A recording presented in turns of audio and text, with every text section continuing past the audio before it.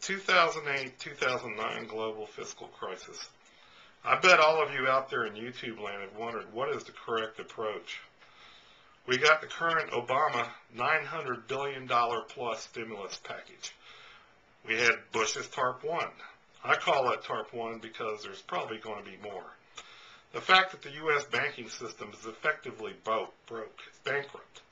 Thus the government intervention here and all over the world.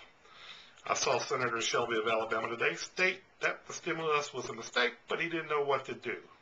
I saw George Soros ask a similar question on YouTube, by the way.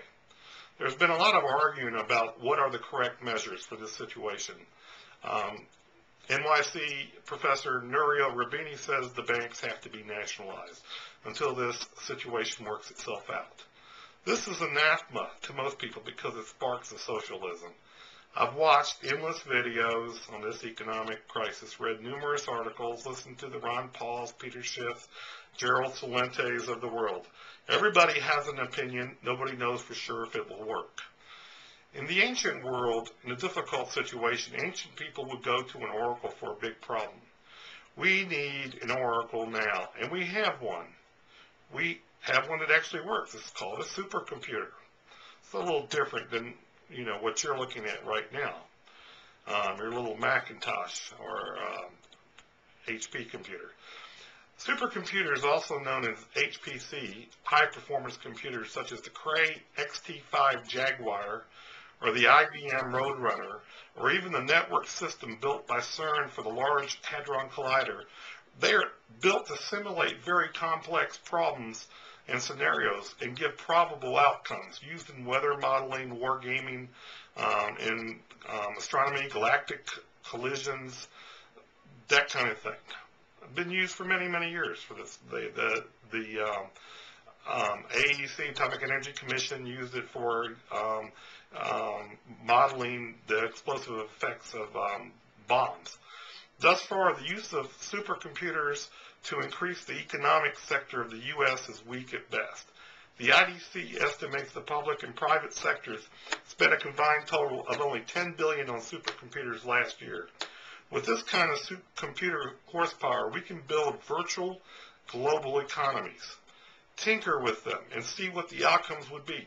Put the stimulus in. Don't put the stimulus. Let the banks go bankrupt. Do whatever, and you can see what the outcome would be.